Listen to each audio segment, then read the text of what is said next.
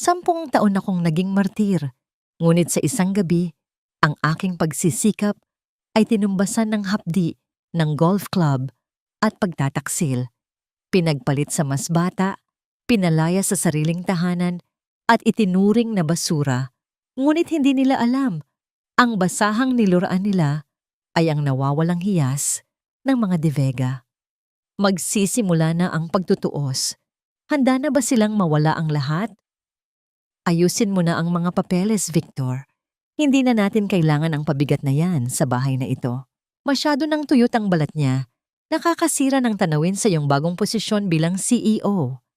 Napatigil ang aking mga daliri sa pagbibilang ng mga barya sa ibabaw ng lumang lamesa sa kusina. Amoy bawang at luyos ang aking mga kamay, mga bakas ng paghahanda ko ng paboritong adobo ni Victor at ang espesyal na soup para sa rayuman ni Lola Remedios. Ang mga baryang dahan-dahang na ilalatag ko ay ang perang tinipid ko mula sa aking allowance sa palengke sa loob ng 3 buwan. Pambili sana ng mamahaling bitamina na matagal nang hinihingi ng aking biyenan. I know, Mom. Don't worry. Kakausapin ko na siya mamaya. Masyado lang siyang emosyonal. Baka gumawa pa ng eksena. Sagot ni Victor. Ang boses na dati ay nagpapatibok ng puso ko sa tuwa. Ngayon ay tila isang malamig na patalim na humihiwa sa aking pagkatao. Nanigas ang aking buong katawan. Ang bawat salita nila ay tila mga hiram na hininga na unti-unting ninanakaw ang hangin sa aking baga. Sa loob ng 10 taon, tiniis ko ang lahat. Tiniis ko ang pagiging alipin sa sarili kong pamamahay, ang pagtalikod sa marangyang buhay na kinalakihan ko para lamang samahan siya sa simula ng kanyang pangarap. Ngunit ang bawat pagsisikap ko, ang bawat gabing hindi ko pagtulog para lamang asikasuhin ang kanilang pangangailangan, ay tinawag lamang nilang pabigat. Dahan-dahan kong binitawan ang huling barya. Walang tunog itong lumapag sa kahoy, ngunit sa loob ng dibdib ko may isang malakas na pagguho na tila bumasag sa lahat ng pundasyon ng aking pagtitiwala. Ang aking lalamunan ay tila tinumbasan ng tuyong buhangin, mahapdi at mahirap lunukin.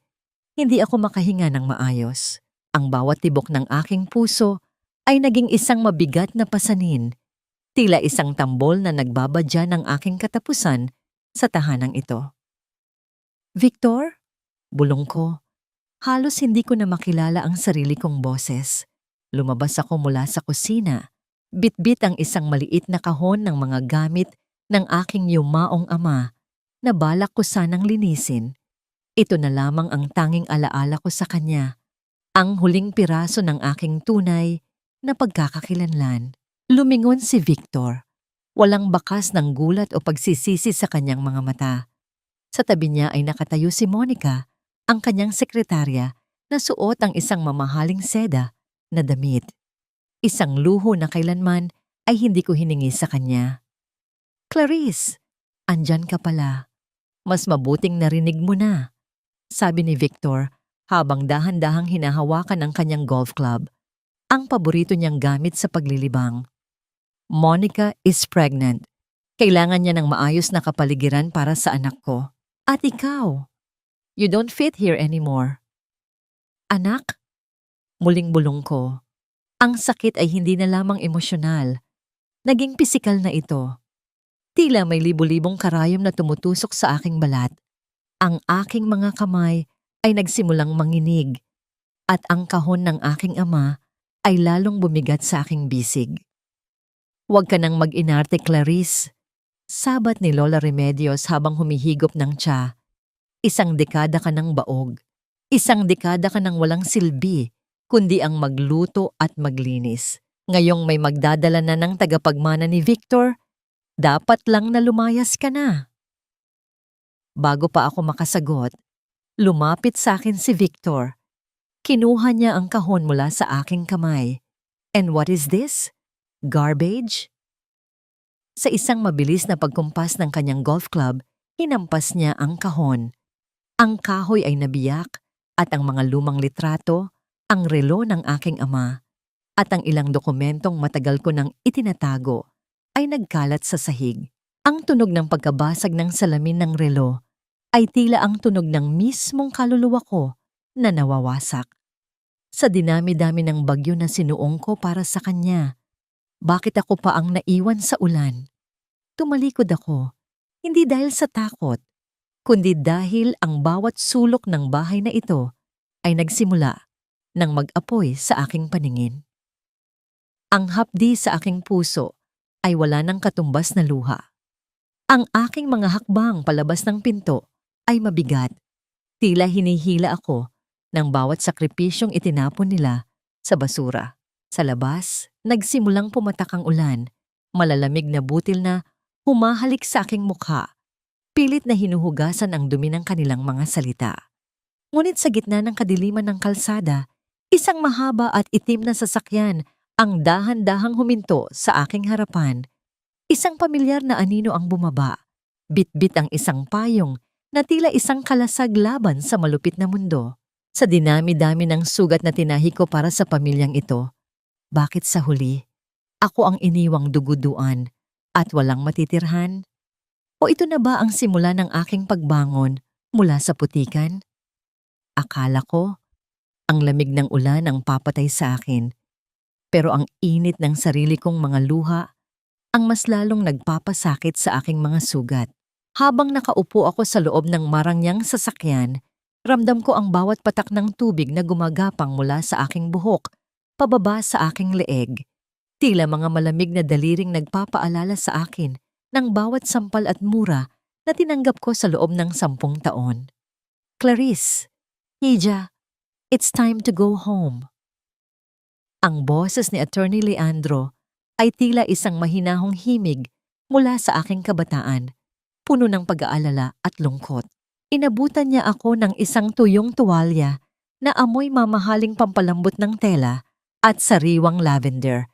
Isang amoy na napakalayo sa amoy ng ulam at pawis na nakasanayan ko sa kusina ni Victor. Hindi ako makapagsalita. Ang aking mga labi ay nanginginig pa rin. Hindi dahil sa ginaw, kundi dahil sa hapdi ng katotohanang binitawan ko ang lahat ng karangyaan para sa isang lalaking itinuring akong basahan. Tumingin ako sa labas ng bintana. Ang bahay na itinuring kong kuta sa loob ng 1 dekada ay unti-unti nang naglalaho sa dilim ng gabi. Nakikita ko pa rin sa aking isipan ang nakangising mukha ni Monica at ang mapanuring mga mata ni Lola Remedios. Naramdaman ko ang paghinto ng sasakyan sa harap ng isang dambuhalang pintuang gawa sa bakal at tanso. Ang mansyon ng mga De Vega. Ang lugar na tinalikuran ko dahil sa pag-ibig, ngayon ay muling bumubukas para kupkupin ang aking wasak na pagkatao. Ang bawat hakbang ko sa makintab na sahig ng malawak na pasilyo ay tila isang mabigat na paalaala ng aking pagkabigo. Bawat painting sa dingding, bawat chandelier na kumukutitap ay tila nagtatanong sa akin, bakit ka umalis? Bakit mo hinayaang tapakan nila ang iyong dangal? Dinala ako ni Attorney Leandro sa aking lumang silid. Lahat ay naroon pa rin. Ang aking mga libro, ang aking mga paboritong damit, at ang katahimikang matagal ko nang hindi nararanasan. Ngunit ang babaeng nakaharap sa salamin ngayon ay hindi na ang masayahing Clarice na umalis dito 10 taon na ang nakalilipas. Ang babaeng nakikita ko ay may mga matang puno ng pagod, balat na tuyot dahil sa pagpapabaya at mga kamay na puno ng peklat mula sa mainit na mantika at matatalas na salita. Lumapit ako sa aking vanity mirror. Kinuha ko ang isang matalas na gunting na nakapatong sa ibabaw ng lamesa. Ang bawat hibla ng aking mahabang buhok ay simbolo ng aking pagiging martir. Hinahawakan ko ito habang naaalala ko kung paano ito hinahatak ni Victor tuwing siya ay galit. O kung paano ito pinupulaan ni Lola Remedios dahil hindi raw ito maayos tignan, isang mabilis na paggupit. Ang mga hibla ng buhok ay dahan-dahang nalaglag sa sahig, tila mga itim na talulot ng isang patay na bulaklak. Kasabay ng bawat paggupit ay ang pagdaloy ng aking mga luha. Ngunit sa pagkakataong ito, hindi ito luha ng panghihinayang. Ito ay luha ng pagpapaalam sa babaeng hinayaan ng sarili na maging biktima. Nang matapos ako, tiningnan ko muli ang aking refleksyon. Mas maikli na ang aking buhok, mas matalas ang aking tingin. Ang bawat sugat sa aking puso ay nagsimula ng maging bato. Hinaplos ko ang aking mukha. Nararamdaman ang bawat guhit ng hirap na pinagdaanan ko. Ang dating Clarice na marunong lang umiyak ay wala na. Sa loob ng 10 taon, nakalimutan kong ako ay isang De Vega. Bulong ko sa hangin, habang ang aking boses ay nagiging mas matatag at malamig. Nakalimutan kong ang dugong nananalaytay sa aking mga ugat ay hindi gawa sa luha, kundi sa bakal at ginto. Binuksan ko ang cabinet kung saan nakatago ang mga dokumento ng aking pamilya na iniwan ni Papa. Isang maliit na susi ang kinuha ko mula sa aking bulsa, ang tanging bagay na hindi nakuha ni Victor dahil itinuring niya itong walang kwentang basura. Iyon ang susi sa lahat ng ari-arian na matagal ko nang kinalimutan. Tumingin ako sa labas ng bintana, sa direksyon ng bahay ni Victor. Ang dilim ng gabi ay hindi na nakakatakot sa akin. Ngayon, ako na ang magiging dilim na lalamon sa kanilang lahat. Ang bawat sentimo na kinuha nila sa akin, ang bawat patak ng pawis na binaliwala nila, ay babayaran nila ng may kasamang interes. Humarap ako kay attorney Leandro na naghihintay sa may pinto. Ang kanyang mga mata ay nagulat sa aking bagong anyo, ngunit dahan-dahan siyang ngumiti nang makita ang apoy sa aking mga mata. Attorney Leandro, ihanda mo ang lahat, sabi ko, habang ang aking mga daliri ay mariing nakakapit sa gilid ng lamesa. Hindi na ako babalik bilang asawa ni Victor. Babalik ako bilang ang babaeng magpapabagsak sa kanya. Ganito na lang ba? Ang tanong na gumugulo sa akin kanina ay may sagot na ngayon. Hindi. Hindi lang ito ang katapusan. Dahil sa gabing ito, sa gitna ng katahimikan ng mansyong De Vega, isang bagong Clarice ang isinilang mula sa abo ng kanyang sariling pagkakaapi.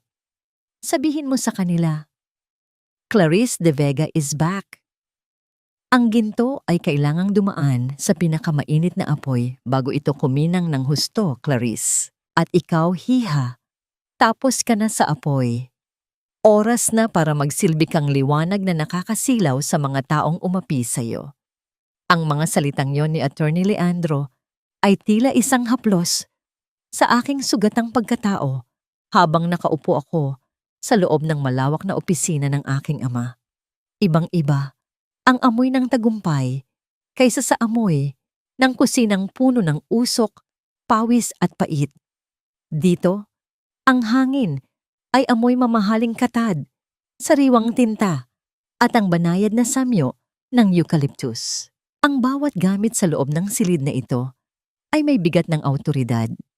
Ang lamesang gawa sa matibay na mahogany, ang upuang nagbibigay ng ginhawa sa aking likod na dati ay laging nakakuba sa paglalaba, at ang malawak na bintanang tanaw ang buong syudad. Hinaplos ko ang suot kong damit na gawa sa purong seda. Napakakinis nito sa aking balat, kabaligtaran ng magagaspang na cotton na apron na suot ko sa loob ng 10 taon. Tiningnan ko ang aking mga kamay, bagamat naroon pa rin ang ilang maliliit na peklat ng nakaraan. Ang mga ito ay malinis na at may kulay ang mga kuko. Ngunit sa tuwing ipipikit ko ang aking mga mata, nararamdaman ko pa rin ang hapdi ng golf club ni Victor sa aking balat. Ang sakit na yon ang nagsisilbing gasolina sa apoy na naglalagaslas sa aking dibdib. Attorney Leandro, kamusta ang lagay sa bahay ni Victor? Tanong ko habang dahan-dahang iniikot ang aking swivel chair.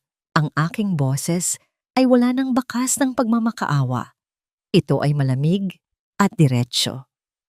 Gaya ng inaasahan, Clarice, akala nila ay nagtatago ka sa kung saang sulok at namamalimos. Sagot ng matanda habang inilalatag ang isang folder sa harap ko. Si Victor ay abala sa pagpapakitang gilas bilang bagong CEO at ang iyong biyenan tila nahihirapan sa bagong reyna ng tahanan. Napangiti ako ng tipid. Sa kabilang dako ng lungsod, Alam kong nagsisimula na ang gulo. Si Lola Remedios, na sanay na pagsilbihan ko mula ulo hanggang paa, ay siguradong nakakatagpo na ng katapat kay Monica. Si Monica ay hindi Clarice. Hindi siya marunong magluto ng sinigang na may tamang asim. Hindi niya kayang tiisin ang mga panunumbat ng matanda. At lalong hindi siya magtitiyaga na hilutin ang mga paa nito sa gabi. Naalala ko ang isang gabi kung paano ako pinagalitan ni Lola Remedios dahil lang sa kulang ng asin ang kanyang soup. Pinatayo niya ako sa sulok habang kumakain sila ni Victor. At si Victor, hindi man lang niya ako tiningnan. Ngayon, gusto kong malasap nila ang bawat segundo ng aking kawalan. Gusto kong ma-realize nila na ang basurang itinapon nila ang siyang nagpapatakbo ng kanilang mundo nang hindi nila nalalaman. Gusto kong bilisan ang pagbili sa mga utang ng kumpanya niya. Utos ko. Huwag mong hayaang malaman nila na galing sa De Vega Group ang pondo. Gumamit ka ng mga shell companies. Gusto kong isipin niya na may bago siyang anghel na tagapagligtas habang dahan-dahan nating hinihigpitan ng tali sa kanyang leeg. Sa gitna ng aming pag-uusap, pumasok ang aking sekretarya, bit-bit ang isang tray ng mainit na kape. Ang usok nito ay dahan-dahang humahalimuyak sa silid. Narinig ko ang mahinang paglatag ng tasa sa lamesa, isang tunog na nagpabalik sa akin sa katotohanan. Ito ang buhay na nararapat sa akin, hindi ang pagiging anino ng isang lalaking walang utang na loob. Ang dumaan sa aking isipan nang mahawakan ko ang isang lumang fountain pen ni Papa. Naramdaman ko ang kanyang presensya. Tila sinasabi sa akin na tama ang aking ginagawa. Hindi ito tungkol sa galit lamang. Ito ay tungkol sa pagbawi sa lahat ng ninakaw nila sa akin.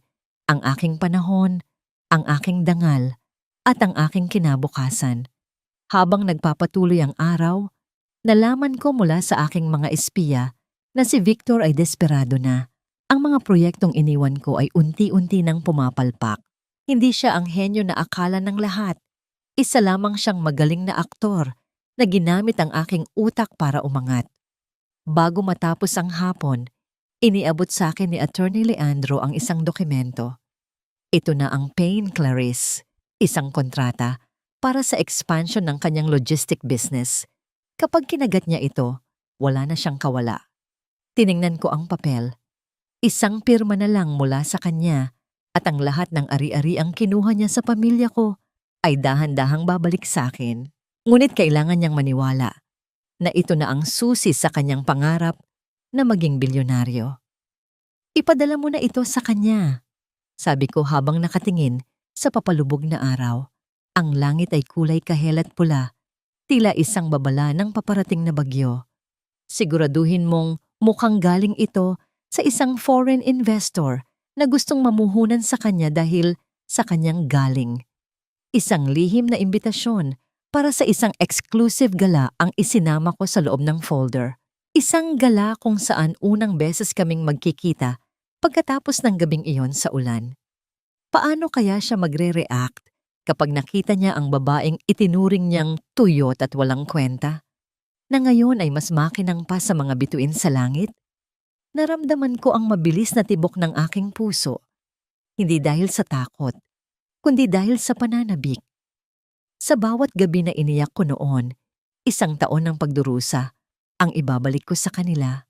Hindi mo alam kung gaano kasarap sa pakiramdam ang makitang ang dating ng api sa'yo ay kusang lumalapit sa bitag na iyong inihanda. Habang nakaupo ako sa tapat ng malalaking screen sa security room ng De Vega Group, pinapanood ko ang bawat galaw ni Victor sa pamamagitan ng mga report na dumarating sa akin. Ang bawat buntong hininga niya sa harap ng kanyang tambak na trabaho ay tila musika sa aking pandinig. Nakikita ko sa mga CCTV footage ng kanyang opisina na lihim na binayaran ng aking mga tauhan kung paano siya nagkakamot ng ulo habang tinitingnan ang mga bumababang sales ng kanyang kumpanya.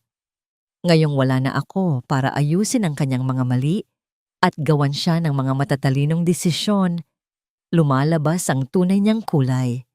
Isang lalaking mayabang, ngunit walang sapat na kakayahan. Narinig ko ang mahinang pagbukas ng pinto sa likuran ko. Si Attorney Leandro iyon, dala ang balita na kanina ko pa hinihintay.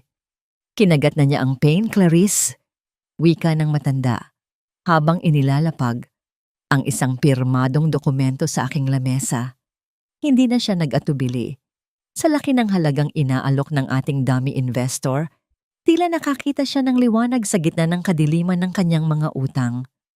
Napangiti ako, isang ngiting hindi umabot sa aking mga mata. Akala niya ay ito na ang kanyang tiket para maging hari ng industriya. Hindi niya alam na ito na ang simula ng kanyang pagiging alipin ng utang sa pamilya ko. Sa kabilang dako ng lungsod, sa loob ng opisina ni Victor, alam kong kasalukuyan silang nagdiriwang ni Monica.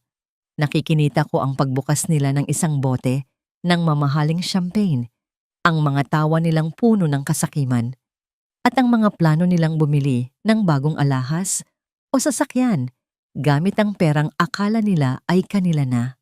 Ang bawat halakhak nila ay may katumbas na barya na unti-unti kong binabawi mula sa kanila. Isang hapon, nagpasya akong pumunta sa lobby ng De Vega headquarters. Gusto kong maramdaman ang takot at kaba na nararamdaman ng bawat taong pumapasok sa gusaling ito, ang kapangyarihang hawak ng pangalan ng aking ama. Habang nakatayo ako sa likod ng malalaking haliging marmol, nakita ko ang paghinto ng isang pamilyar na sasakyan sa tapat. Bumaba si Victor. Suot niya ang kanyang pinakamahal na suit, ang suit na ako pa ang pumili para sa kanya noong nakaraang taon. Ngunit sa pagkakataong ito, hindi na siya ang confident na lalaking nakilala ko. May bahid ng desperasyon sa kanyang mga mata habang tinitingnan ang dambuhalang gusali ng De Vega Group. Dumating siya para sa isang meeting sa aming finance head na sa katotohanan ay tauhan ko. Naglakad siya papasok sa lobby. Ang tunog ng kanyang mga sapatos sa makintab na sahig ay tila isang babala. Muntik na kaming magtagpo ng landas. Tumalikod ako at naglakad patungo sa elevator, ngunit naramdaman ko ang kanyang paghinto. Clarice? Isang mahina at nag-aalinlangang tawag mula sa kanyang boses. Napatigil ako. Ang tibok ng puso ko ay bumilis, hindi dahil sa pagmamahal, kundi dahil sa matinding pagkamuhing naramdaman ko muli. Naramdaman ko ang panginginig ng aking mga daliri, kaya mahigpit kong hinawakan ang aking suot na leather bag. Ang bawat alaala ng kanyang golf club na tumatama sa aking mga gamit ay bumalik na parang isang masamang panaginip. Dahan-dahan akong lumingon, ngunit kalahati lang ng aking muka ang nakita niya bago sumara ang pinto ng elevator. Nakita ko sa huling sandali ang kanyang mukhang puno ng pagkalito. Marahil ay nakita niya ang aking bagong gupit na buhok, ang aking tindig na puno ng awtoridad, at ang aura na napakalayo sa Clarice na kanyang itinapon sa ulan. Hindi imposible. Narinig ko pang bulong niya bago tuluyang sumara ang pinto at dinala ako paitaas. Sa loob ng elevator, tiningnan ko ang aking refleksyon sa salamin. Ang aking mukha ay tila isang maskara ng yelo.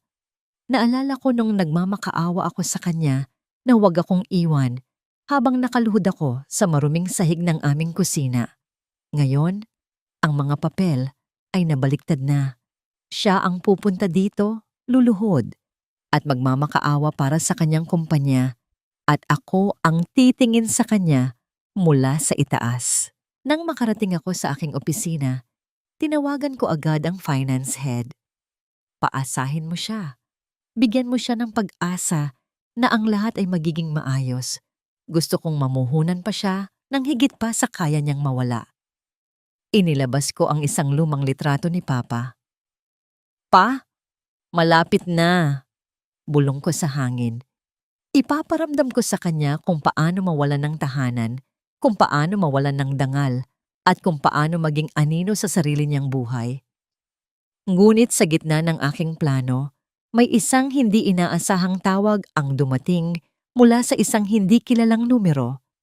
Isang boses na hindi ko inaasahan ang narinig ko sa kabilang linya. Isang boses na nagmula sa nakaraan ni Victor na hindi ko kailanman nalaman. Clarice De Vega? Alam ko kung ano ang ginagawa mo. At alam ko rin ang sikretong itinatago ni Victor tungkol sa pagkamatay ng iyong ama. Ang akala ng marami, ang ganti ay isang mabilis na pagsabog. Ngunit para sa akin, ang pinakamasarap na ganti ay ang dahan-dahang pagtanggal ng hangin sa mga taong akala ay nasa itaas na sila ng langit. Nakatayo ako sa gitna ng pinakasikat at pinakamahal na mall sa syudad. Isang lugar kung saan ang bawat sulok ay amoy mamahaling bulaklak at sariwang vanilla. Dati, ang mall na ito ay pangarap lamang para sa akin. Naaalala ko pa nung hilingin ko kay Victor na ipasyal ako rito para sa aming anniversary. Ngunit ang tanging sagot niya ay isang malamig na tawa at ang pagsasabing, "Clarice, hindi tayo bagay sa lugar na yan. Sayang lang ang pera sa pamasahe." Ngayon, ang bawat sales lady na nadadaanan ko ay yumuyok ko ng may kasamang matatamis na ngiti. Ang suot kong emerald green na dress ay tila sumasayaw sa bawat hakbang ko habang ang tunog ng aking stiletto sa makintab na sahig ay nagbibigay ng isang ritmong puno ng kumpiyansa. Sa dulo ng isang high-end boutique, nakita ko ang isang pamilyar na anino. Ang matinis na boses na dati ay nagpapatakbo ng kaba sa aking dibdib ay umaalingaw-ngaw sa loob ng tindahan. "Ano ba itong machine nyo? Bobo ba ang cashier nyo o sadyang sira lang itong card ko? Alam nyo ba kung sino ang anak ko? Si Victor Del Fierro siya, ang bagong CEO ng Del Fierro Logistics." Sigaw ni Lola Remedios habang winawagayway ang isang kulay itim na credit card sa harap ng isang batang sales clerk na halatang nanginginig na sa takot. Sa tabi niya ay may dalawang malalaking paper bag na puno ng mga alahas at designer bags. Tila sinusulit ng matanda ang perang akala niya ay galing sa pawis ng kanyang anak, nang hindi niya alam na ang bawat sentimong ginagastos niya ay galing na sa aking mga kumpanya. Lumapit ako ng dahan-dahan. Ang bawat sentimetro ng distansya sa pagitan namin ay tila paglalakbay pabalik sa mga gabing pinapakain niya ako ng tira-tirang kanin dahil daw hindi naman ako nagtatrabaho. "Ma'am, pasensya na po talaga. Pero declined po ang lumalabas sa system namin. Baka po may problema ang limit ng card nyo." Paliwanag ng clerk sa gitna ng pamumutla. "Anong limit? Unlimited ang card na ito, Victor." Muling sigaw ni Remedios habang sinusubukang tawagan ang anak sa kanyang cellphone. Ngunit mukhang abala si Victor sa mga meeting na sadyang pinatambak ko sa kanya sa araw na ito. Huminga ako ng malalim. Naramdaman ko ang lamig ng aircon sa aking balat. Isang matalim na kaibahan sa init ng galit na unti-unting kumakawala. Hinawakan ko ang aking pendant, ang huling alahas na ibinigay sa akin ni Papa, at humakbang patungo sa kanila. "I'll take care of it." Wika ko sa isang malamig at matatag na boses. Napatigil si Lola Remedios. Dahan-dahan siyang lumingon. Ang kanyang mga mata ay naniningkit habang sinusuri ang babaeng nasa harap niya. Dahil sa aking maikling buhok, sa aking ayos, at sa aura ng yaman na bumabalot sa akin, hindi niya agad ako nakilala. "Sino ka? At anong pakialam mo?" Tanong niya nang may halong pagtataray, bagamat bakas sa kanyang mukha ang pagkasilaw sa aking ganda. Ngumiti ako, isang ngiting tila hiwa ng patalim. "Hindi niyo na ba ako nakikilala, Lola Remedios? O baka naman masyado lang kayong nalulunod sa mga gamit na hindi niyo naman kayang bayaran?" Nanlaki ang kanyang mga mata. Nabitawan niya ang kanyang cellphone at ang tunog ng pagbagsak nito sa sahig ay tila ang tunog ng kanyang bumagsak na pride. Clarice, ikaw yan?" Tiningnan ko siya mula ulo hanggang paa. Ang mukha niyang puno ng kolorete ay biglang namutla. Ang mga kamay niyang dati ay maliksing nananampal sa akin ay nanginginig na ngayon. "Isandal mo ang iyong dangal sa iyong anak, Remedios. Ngunit tandaan mo, ang card na hawak mo ay kasing walang kwenta na ng mga pangako ni Victor." Bulong ko habang iniaabot ko ang aking sariling black card sa sales clerk. "Bayaran mo lahat ng kinuha niya. Isama mo na rin ang pinakamahal na scarf para sa kanya, para naman mainitan ang kanyang leeg na tila naninigas sa gulat. Ang isang mandika ang dumaan sa aking isipan. Naalala ko noong pinunit niya ang aking paboritong blusa dahil lang daw mukha itong basahan. Ngayon, ako ang nagbibihis sa kanya mula sa aking limos. Paano? Paano ka nagkaroon ng ganitong yaman? Magnanakaw ka. Siguradong nagnakaw ka sa anak ko bago ka lumayas. Pilit na sigaw ni Remedios, bagamat ang kanyang boses ay nanginginig na sa hiya dahil pinapanood na kami ng ibang mga mamimili. Magnanakaw. Tawa ko, isang tawang puno ng pait. Lola, ang lahat ng meron si Victor ngayon ay dahil sa akin. At ang lahat ng meron ka ngayon ay dahil sa awa ko. Pero huwag kang mag-alala, hindi magtatagal ang awang ito. Kinuha ko ang mga resibo at iniabot sa kanya. Huwag mong kakalimutang sabihin kay Victor na binisita ko kayo at sabihin mo rin sa kanya na ang bawat sentimong binayaran ko rito ay ibabawas ko sa halaga ng kumpanyang kukunin ko sa kanya. Tumalikod ako at naglakad palabas.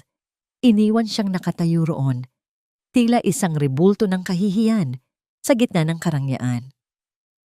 Naramdaman ko ang isang kakaibang ginhawa, isang pakiramdam na sa wakas, ang timbangan ng hustisya ay nagsisimula ng gumalaw. Ngunit nang makalabas ako ng mall, muling tumunog ang aking cellphone, ang misteryosong caller mula nung isang araw. Napanood ko ang ginawa mo kay Remedios. Magaling. Pero baka gusto mong malaman na sa oras na ito, si Victor ay may nakatagong dokumento sa safe ng kanyang opisina. Isang dokumentong nagpapatunay na hindi aksidente ang pagkamatay ng tatay mo. Gusto mo bang makuha ito? Napatigil ako sa gitna ng kalsada. Ang init ng araw ay tila biglang naging yelo. Ang paghihiganti ko ay hindi na lamang tungkol sa akin. Ito ay tungkol na sa dugo ng aking ama. Walang mas hihigit pa sa hapdi ng isang bitag na ikaw mismo ang gumawa, Victor. At sa bawat pirma mo sa mga dokumentong ito, dahan-dahan mong isinusuko ang iyong hininga sa aking mga kamay. Nakatitig ako sa monitor ng aking computer. Pinapanood ang bawat paggalaw ni Victor sa loob ng kanyang opisina. Ang kanyang mukha ay puno ng pawis bagamat nakatudo ang aircon. Sa tabi niya, si Monica ay tila isang linta na nakakapit sa kanyang braso, bumubulong ng mga salitang puno ng tamis, ngunit may dalang lason. Isipin mo, Victor, kapag pinirmahan mo ito, hindi lang natin mababayaran ang lahat ng utang mo.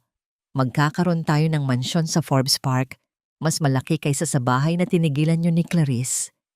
Hahayaan mo ba na pagtawanan ka lang ng babaeng yun? Wika ni Monica, habang hinihimas ang kanyang tiyan na tila ginagamit ang bata bilang armas.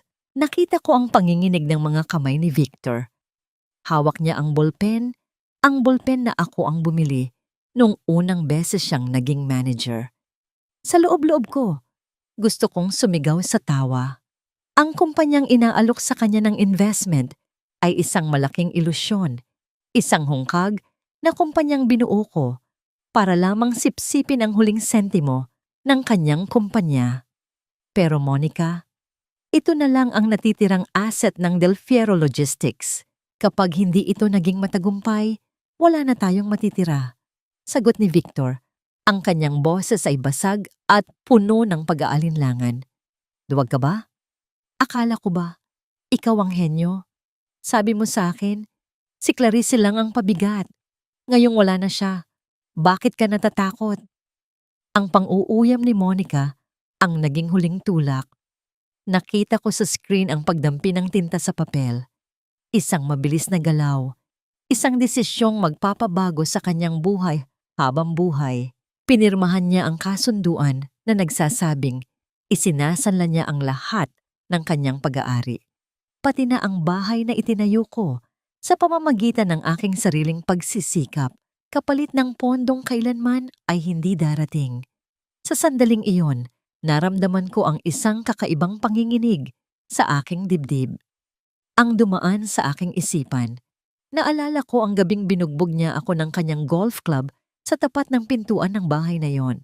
Ang bawat hapdi ng kahoy sa aking likod ay tila naglaho at napalitan ng isang malamig na tagumpay. Ang bahay na yon, kung saan ako naging alipin, ay muling magiging akin.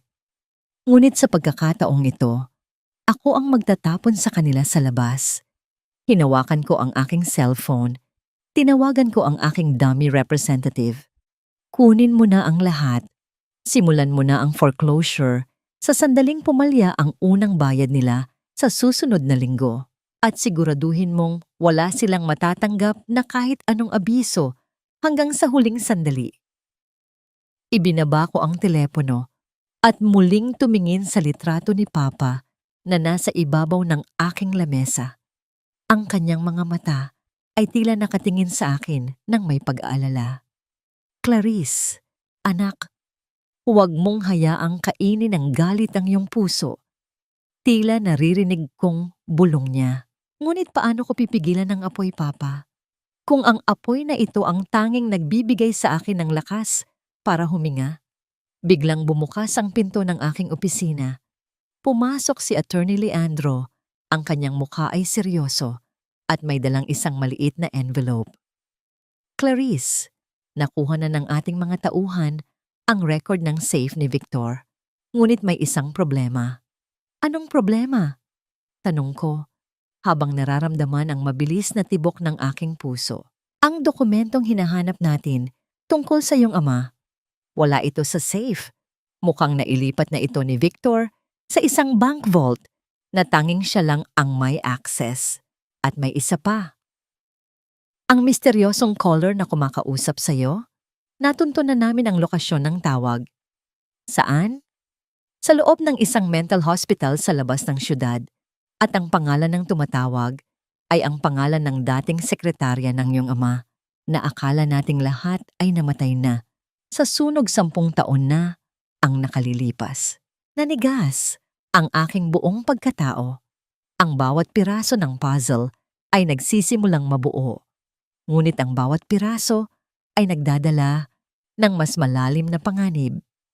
Kung buhay si Teresa, ang sekretarya ni Papa, ibig sabihin ay alam niya ang lahat. Alam niya kung paano pinatay ang aking ama at kung paano nakuha ni Victor ang lahat ng dokumentong nagpabagsak sa pamilya De Vega. Ihanda ang sasakyan, Attorney Leandro, sabi ko, habang isinusuot ang aking coat. Pupuntahan natin siya. Hindi ako papayag na mamatay ang katotohanan kasama ng mga lihim ni Victor. Habang naglalakad ako palabas, narinig ko ang malakas na kulog sa malayo. Isang bagyo ang paparating, tila nakikiramay sa baha ng mga sikretong unti-unti nang umaapaw. Sa bawat hakbang ko sa marmol na sahig, isang tanong ang paulit-ulit na umaalingaw-ngaw sa aking isipan. Hanggang saan ko kayang itaya ang aking kaligtasan para lamang sa katarungang matagal nang ninakaw sa akin?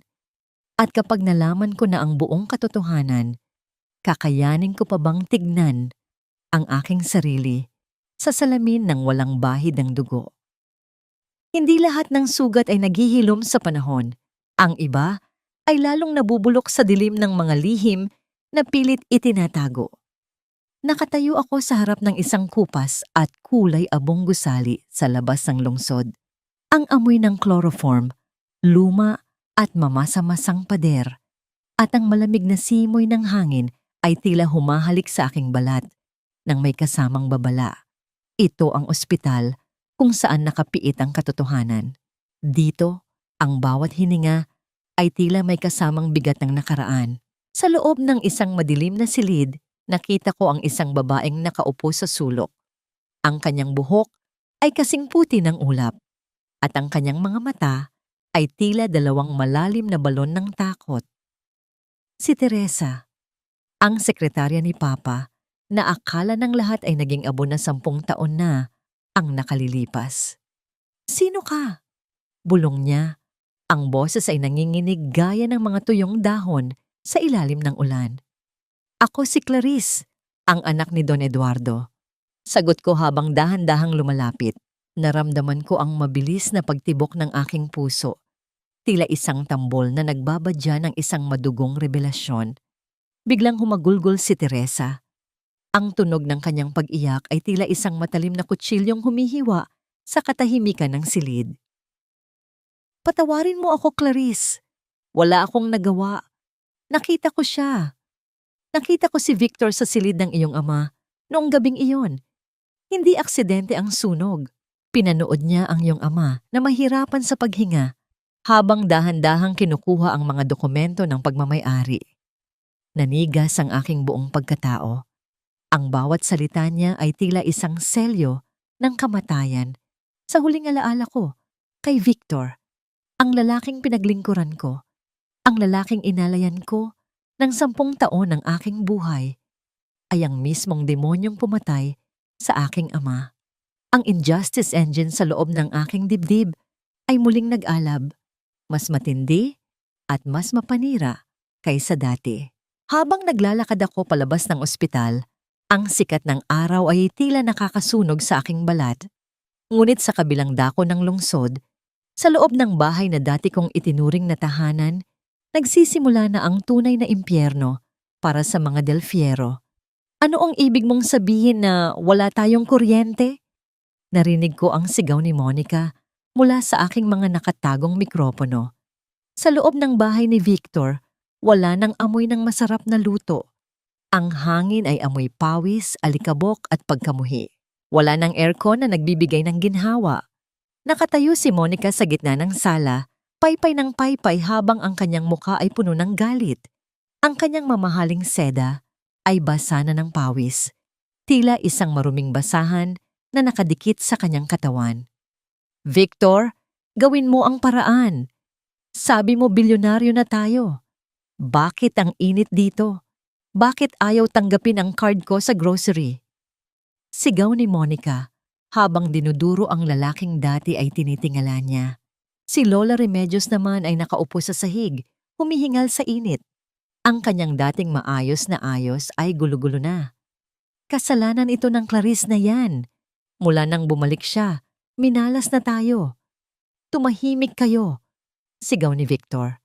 Ang kanyang boses ay puno ng desperasyon.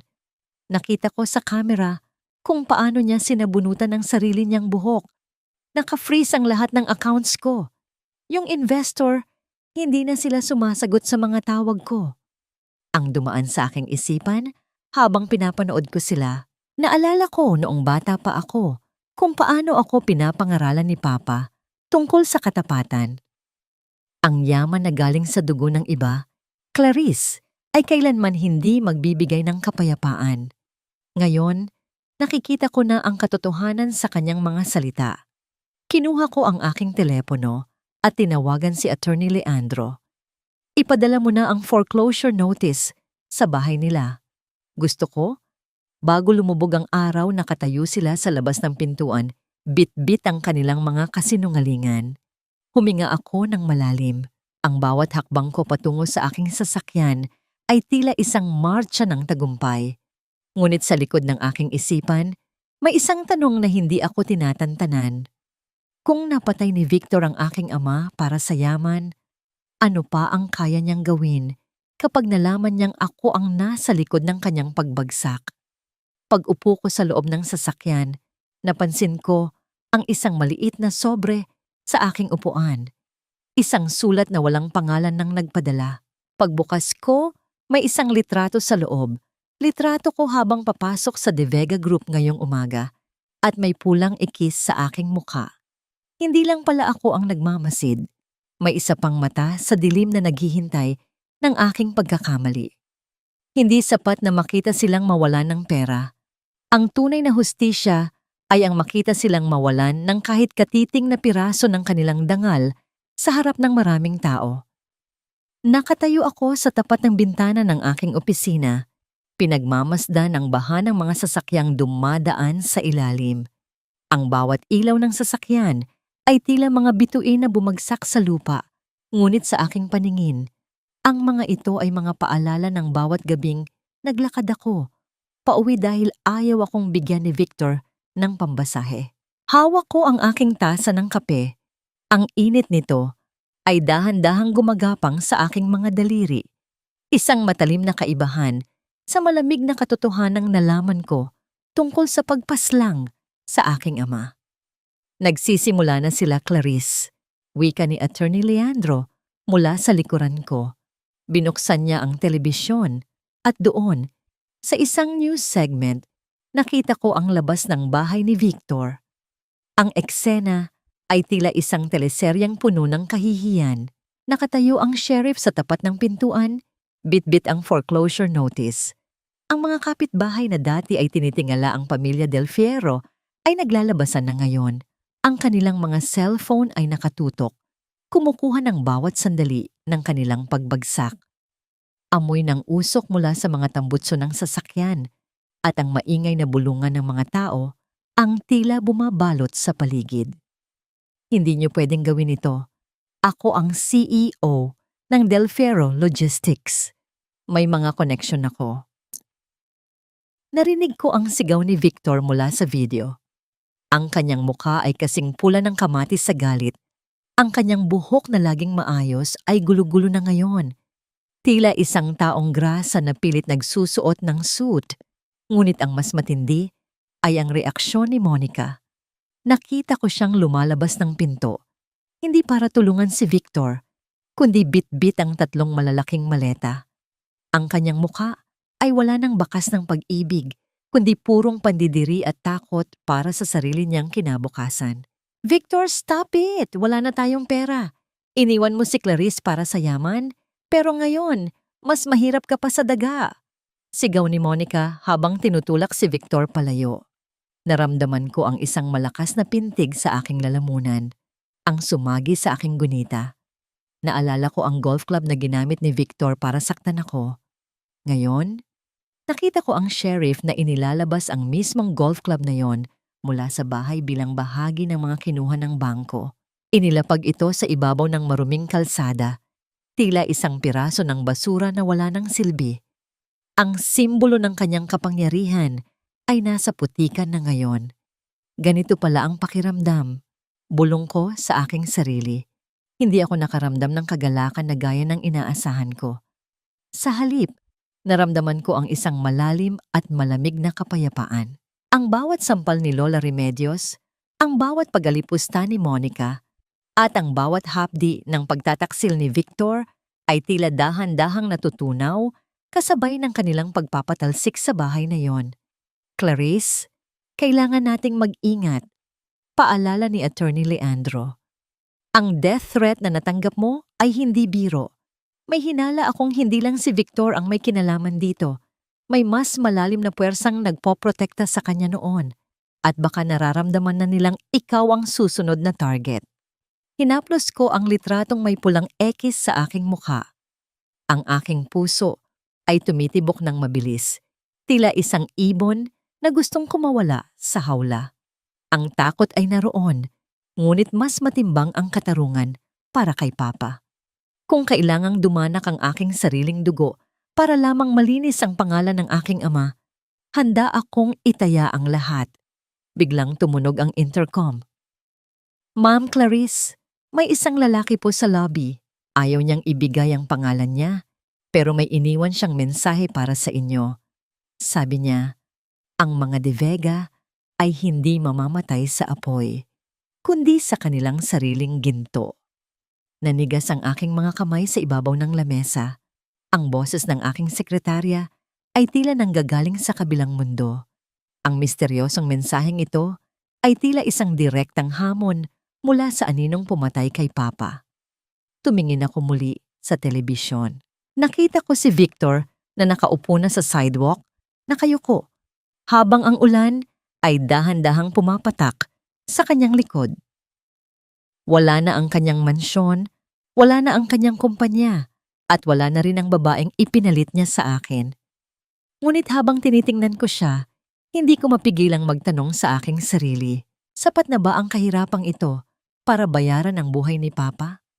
O ang tunay na laban ay magsisimula pa lamang kapag ang aninong nasa likod ni Victor ay lumabas na sa dilim?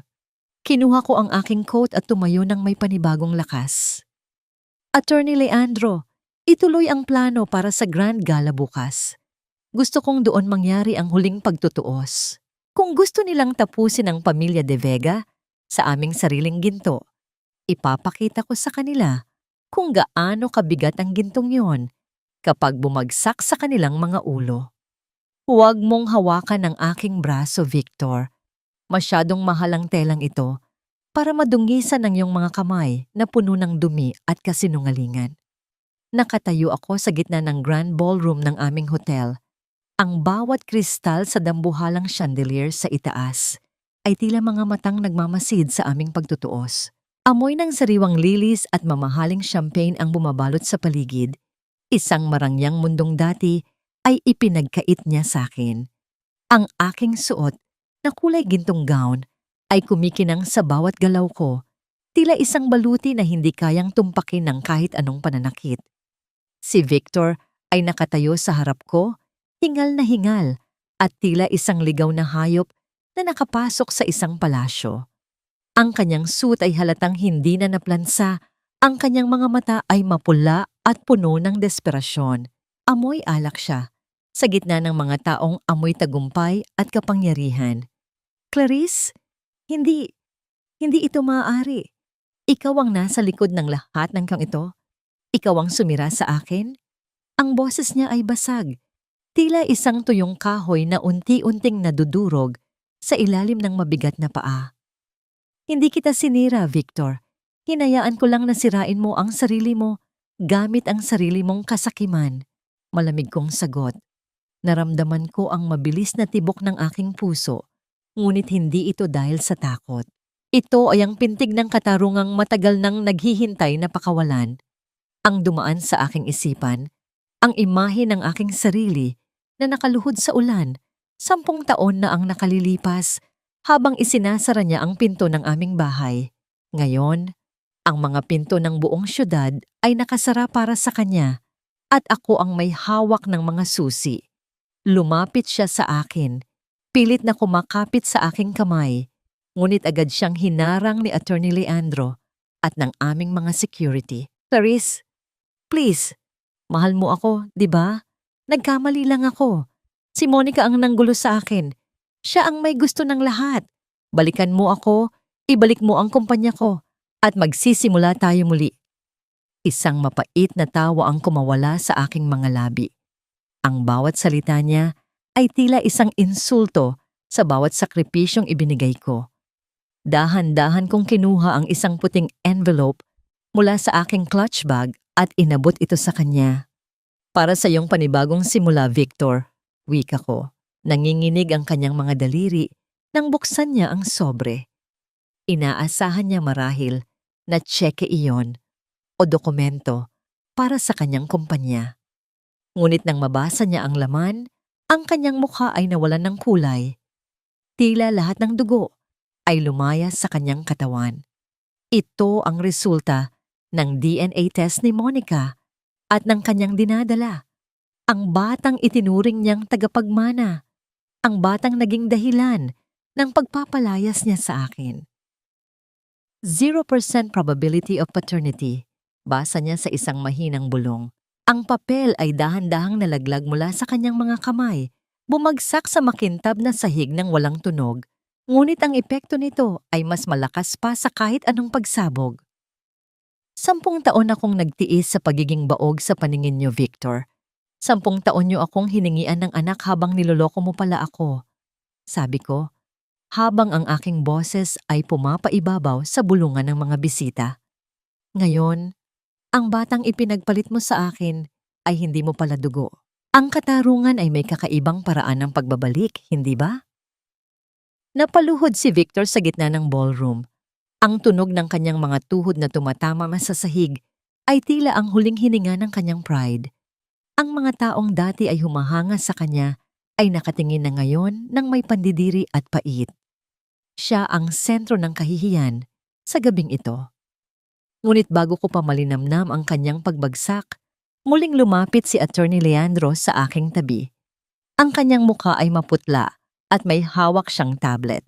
Clarice, kailangang makaalis na tayo rito ngayon din. Bakit? Tanong ko. habang nakatitig pa rin sa wasak na si Victor. Ang safe ni Victor na nasa bank vault, hindi lang dokumento ng tatay mo ang nandoon. Nakakuha kami ng report na may nakatanim na tracking device sa envelope na ibinigay natin kay Victor kanina. At ang misteryosong aninong nagbabanta sa'yo? Papasok na sila sa gusaling ito. Hindi ito tungkol sa pera, Clarice. Tungkol ito sa pagpapatahimik sa huling De Vega. Naramdaman ko ang biglang panlalamig ng aking sikmura. Tumingin ako kay Victor na nasa sahig. Tila wala na siya sa sariling kaisipan. Ngunit sa likod ng kanyang mga mata, nakita ko ang isang kilabot na hindi ko dati napansin. Isang kilabot ng taong alam na ang katapusan ay malapit na. Sa dinami-dami ng tagumpay na akala ko ay akin na. Bakit tila ang bawat hakbang ko ay lalong naglalapit sa akin sa hukay ni Papa? Isang malakas na pagpatay ng mga ilaw ang naganap sa buong ballroom. Ang kadiliman ay tila isang itim na kumot na bumalot sa lahat. Sa gitna ng katahimikan, narinig ko ang mahinang pagbukas ng pinto sa likuran ng entablado. Huwag kang matakot sa dilim, Clarice. Ang tunay na nakakatakot ay ang mga taong nakangiti sa iyo sa ilalim ng liwanag habang may hawak na patalim sa iyong likuran. Ang boses ni Attorney Leandro sa gitna ng kadiliman ay tila isang angkla sa gitna ng nagngangalit na dagat. Naramdaman ko ang kanyang mahigpit na hawak sa aking braso. Iginigiya ako palayo sa gitna ng ballroom kung saan kanina lang ay nakaluhod ang wasak na si Victor. Ang amoy ng takot at pagkalito mula sa mga bisita ay tila isang makapal na hamog na bumabalot sa paligid.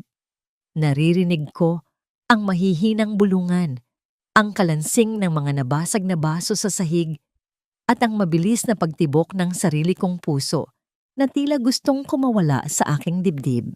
Attorney, Leandro, nasaan si Victor? Tanong ko sa isang pabulong na boses. Ang aking lalamunan ay tila tinumbasan ng tuyong abo. Hayaan mo na siya, Clarice. Wala na siyang kawala. Ang mga pulis ay nasa labas na at ang mga tauhan ng pamilya De Vega ang nagpapatay ng ilaw para sa iyong kaligtasan. Sagot niya. Biglang bumukas ang mga emergency lights, nagbibigay ng isang madilim na pulang liwanag na tila kulay ng dugo. Sa gitna ng entablado, nakita ko si Victor. Hindi na siya ang lalaking kinilala ko. Nakaupo siya sa sahig, yakap ang kanyang sariling mga tuhod, habang ang kanyang mga mata ay nakatitig sa kawalan. Ang dokumento ng DNA test ay nakakalat sa kanyang paanan, tila mga patay na dahon ng kanyang mga pangarap. Ngunit hindi lang si Victor ang naroon. Sa isang sulok, nakita ko si Monica na sinusubukang tumakas bitbit ang kanyang mamahaling designer bag. Ngunit agad siyang hinarang ng dalawang unipormadong opisyal. Ang kanyang mukha na dati ay puno ng yabang ay puno na ngayon ng luha at uling mula sa kanyang gulugulong makeup. Clarice! Isang sigawang pumailan lang. Si Victor yun. Tumayo siya ng pasuray-suray, ang kanyang mga kamay ay nanginginig habang itinuturo ako. Ikaw ang pumatay sa tatay mo. Hindi ako. Pinanood mo lang ako. Pinanood mo akong nakawin ng lahat dahil alam mong babawiin mo rin ito balang araw. Ang kanyang mga paratang ay tila mga lason na ibinubuga sa hangin. Ngunit sa pagkakataong ito, wala na itong talab sa akin. Ang dumaan sa aking isipan, ang huling nangiti ni Papa bago ang sunog. Naalala ko ang kanyang mga salita. Ang katotohanan, Clarice, ay hindi kailangang isigaw. Ito ay kailangan lang manatiling matatag sa gitna ng bagyo. Lumapit ako kay Victor, hindi dahil sa galit, kundi dahil sa awa. Ang bawat hakbang ko sa pulang liwanag ay tila isang martsa patungo sa huling kabanata ng aming kwento. Huminto ako ilang pulgada mula sa kanya. Amoy alak, pawis, at pagkatalo ang bumabalot sa kanya. Victor, hindi ako ang pumatay kay Papa. Ang iyong kasakiman ang pumatay sa kanya. At ang kasakiman ding iyon ang pumatay sa lalaking minahal ko noon. Wika ko sa isang boses na kasing lamig ng yelo sa madaling araw. Nandito ang mga pulis, hindi dahil sa kumpanya. Nandito sila dahil sa testimonya ni Teresa. Ang lahat ng ginawa mo noong gabing iyon, nakita niya lahat. Nakita ko ang pagguho ng huling kuta ng kanyang pagkatao. Ang kanyang mga balikat ay bumagsak at ang kanyang mga mata ay napuno ng isang matinding kilabot. Ang tunog ng mga posas na inilalabas ng mga pulis ay tila ang tunog ng pagsasara ng pintuan ng impyerno para sa kanya. Victor Del Fierro, you are under arrest for the murder of Eduardo de Vega and for multiple counts of fraud. Ang boses ng opisyal ay tila isang hatol mula sa langit. Habang hinihila si Victor palabas ng ballroom, lumingon siya sa akin sa huling pagkakataon. Walang galit sa kanyang mga mata, kundi isang malalim na pagsisisi na huli na para sa kahit anong kapatawaran. Si Monica naman ay kinaladkad din, sumisigaw ng mga pangakong wala ng halaga. Naiwan akong nakatayo sa gitna ng malawak na silid. Ang mga bisita ay dahan-dahang inilikas at ang katahimikan ay nagsimulang mamayani. Isang malalim na hininga ang pinakawalan ko. Tila inilalabas ang lahat ng bigat na dinala ko sa loob ng 10 taon. Ang bawat hapdi ng golf club, ang bawat sampal ni Lola Remedios, at ang bawat gabing iniyak ko sa dilim ay tila dahan-dahang naglalaho kasabay ng paglaho ng anino ni Victor. Tumingin ako sa aking mga kamay. Malinis ang mga ito. Hindi ko kailangang maging demonyo para talunin ang isang demonyo. Ang aking tagumpay ay hindi nanggaling sa pagpatay, kundi sa pagbuhay muli sa dangal ng aking pamilya. Tapos na, Attorney Leandro, bulong ko. Hindi pa, Clarice, sagot niya habang iniaabot ang isang susi. Ang bank vault ni Victor, nakuha na natin ang lahat. Kasama na ang sulat ni Don Eduardo para sa iyo na itinago niya sa loob ng 10 taon. Naramdaman ko ang pagdaloy ng mainit na luha sa aking mga pisngi. Hindi ito luha ng pait, kundi luha ng paglaya. Sa gitna ng wasak na ballroom, sa ilalim ng mga patay sinding ilaw, nahanap ko ang huling piraso ng aking sarili. Ganito na lang ba? Hindi.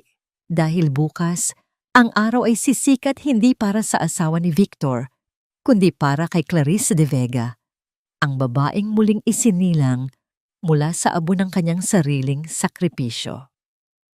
Sinasabi nila na ang oras ang nagpapahilom sa lahat ng sugat, ngunit para sa akin, hindi oras ang gumamot sa akin, kundi ang pagpili ko sa aking sarili ng higit sa sinumang tao. Nakatayo ako sa balkonahe ng aming mansyon sa probinsya. Tanaw ang malawak na lupain ng mga De Vega na ngayoy muling masagana at puno ng buhay.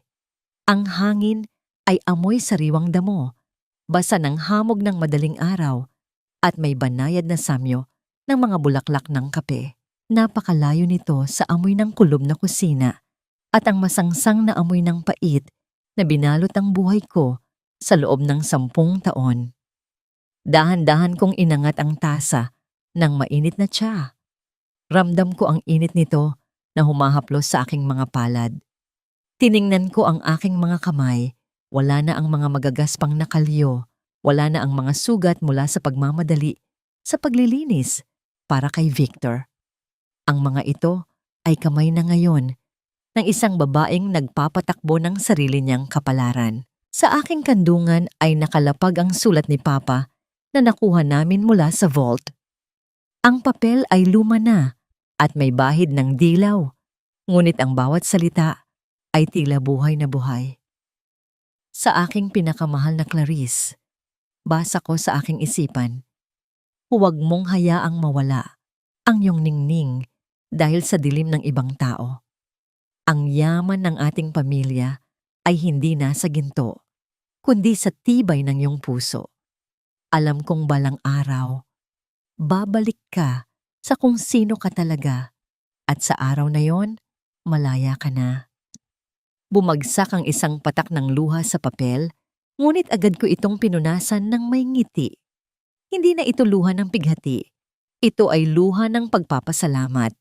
Nabalitaan ko mula kay Attorney Leandro ang kinahantungan ng mga taong sumira sa aking katahimikan. Si Victor ay kasalukuyang nagdurusa sa loob ng rehas, nahaharap sa habambuhay na pagkapiit. Ang kanyang mga kamay na dati ay humahawak ng golf club ay sanay na ngayon sa paghawak ng malamig na rehas ng selda. Si Monica naman ay nawala na parang bula pagkatapos mapatunayang sangkot sa mga ilegal na transaksyon ni Victor. Dala ang kahihiyan ng kanyang mga kasinungalingan. At si Lola Remedios, nabalitaan kong nakatira siya ngayon sa isang maliit na silid sa malayong kamag-anak, namumuhay sa limos at alaala ng karangyaang tinapon niya dahil sa kanyang sariling kasamaan. Wala na ang mga utusan, wala na ang mga mamahaling hiyas. Ang tanging kasama niya ngayon ay ang katahimikan ng kanyang sariling pagsisisi. Ang dumaan habang pinagmamasdan ko ang pagsikat ng araw sa abot tanaw. Ang kulay kahel at lilang langit ay tila isang malaking canvas na nagbabadya ng bagong simula. Walang lalaking nakatayo sa tabi ko para suportahan ako at hindi ko yon kailangan. Ang aking tagumpay ay sapat na. Ang makita ang mga anak ng aming mga manggagawa na nag-aaral dahil sa aking scholarship. Ang makitang lumalago ang kumpanya ni Papa sa ilalim ng aking pamumuno. Ito ang aking tunay na kaligayahan. Ma'am Clarice, handa na po ang sasakyan para sa inyong board meeting. Wika ng aking katulong sa isang magalang na boses. Tumayo ako ng may taas noo. Isinuot ko ang aking salamin at tiningnan ang aking refleksyon sa malaking bintana. Ang babaeng nakikita ko ngayon ay hindi na ang martir na asawa. Siya ay si Clarice de Vega, isang anak, isang pinuno, at isang babaeng muling isinilang mula sa abo ng kanyang sariling sakripisyo. Hindi madali ang magpatawad at marahil ay hindi ko kailangang kalimutan ang lahat. Ang mga peklat sa aking puso ay mananatiling bahagi ng aking kasaysayan, ngunit hindi na sila ang magdidikta ng aking kinabukasan. Ang bawat hapdi ay naging aral at ang bawat luha ay naging lakas. Sa huling pagkakataon, lumingon ako sa larawan ni Papa sa aking lamesa. Pa, tapos na ang bagyo. Ang hiyas ng mga de Vega ay muling nagniningning. Habang naglalakad ako, palabas ng mansyon, naramdaman ko ang init ng araw sa aking mukha. Isang malalim at payapang hininga ang pinakawalan ko. Malaya na ako. At sa kalayaang ito, nahanap ko ang pinakamahalagang bagay na nawala sa akin noon, ang aking sarili. Ang panibagong bukas ay hindi na lamang isang pangarap. Ito ay akin na.